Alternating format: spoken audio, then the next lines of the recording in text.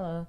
So today I'll try to explain the titers of HBV after exposure, and we want to take a look at the levels of what rises and what goes down.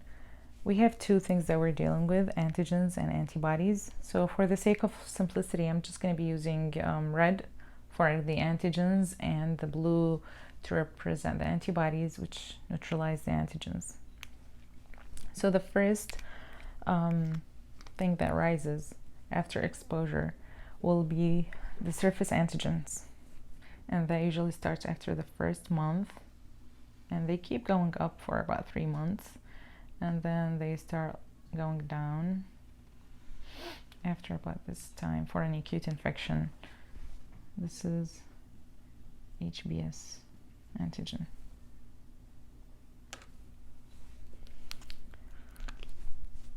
The second thing that will rise are the antibodies, but not the surface antibodies. They will be the core antibodies.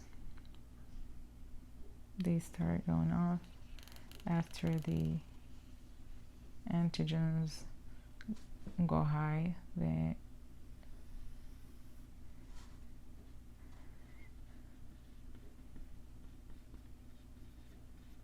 core antibodies starts as IgM for an acute infection, and then for chronic infections they become IgG. Another antigen that will start rising will be the infectivity antigen, which means the virus is highly replicating. HBE antigen. Another antibody that will start rising after about the 6 months is the anti-surface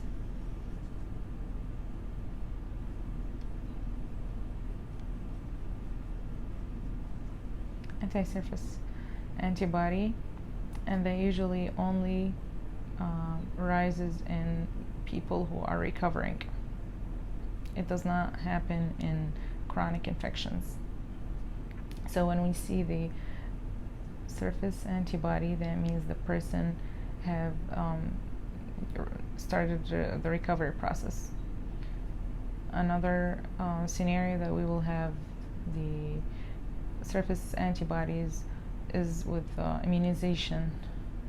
People with immunization will only have the anti-surface antibodies in their serology, but people who have recovered will have surface antibodies as well as core antibodies in their serology.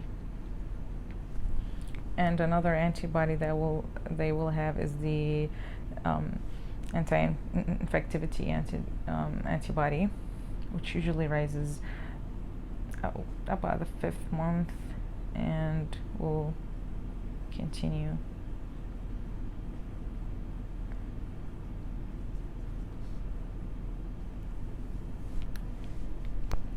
So these are the only antigens and antibodies that we really have to take a look at. I want to mention this period right here where we have the antigens going down, the surface antigens going down, and the surface antibodies haven't formed yet. This is called the window period. And in that period we can see the, as I said, the infectivity antibody, and also the mistakenly I said IgG, but it's IgM during the window period. Anti-core antigen.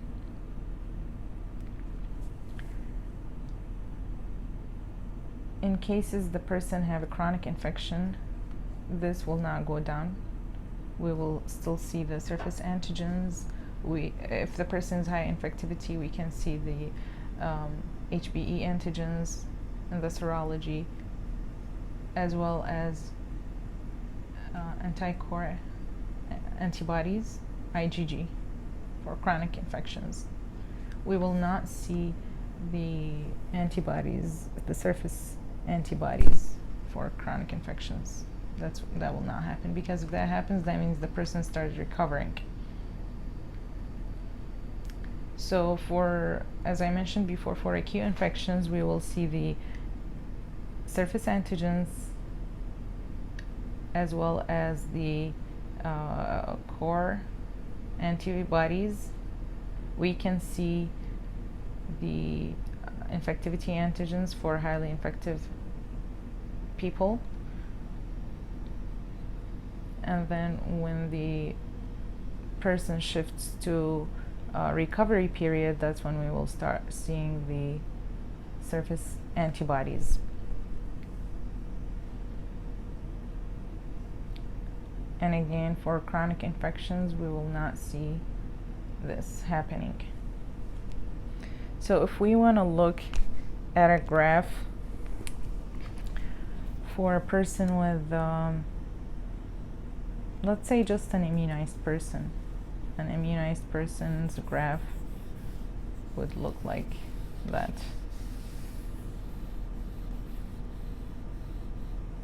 Okay, just the antibodies for the surface antibodies. Now for a person who have recovered from the virus, we will see only antibodies, right? So we will see the anti-core, and it will be IgG for people who have recovered. We can also see the anti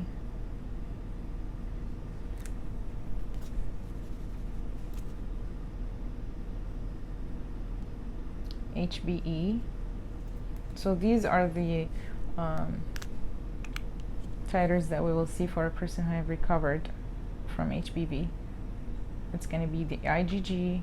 We're going to be seeing the anti-surface antibodies, anti-infectivity antibodies.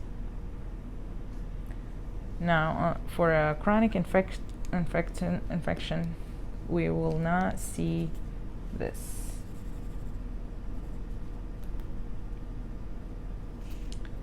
Chronic infection, they will continue to have the HBs antigens. If they're low infectivity, they can have the anti-HBE as well as IgG.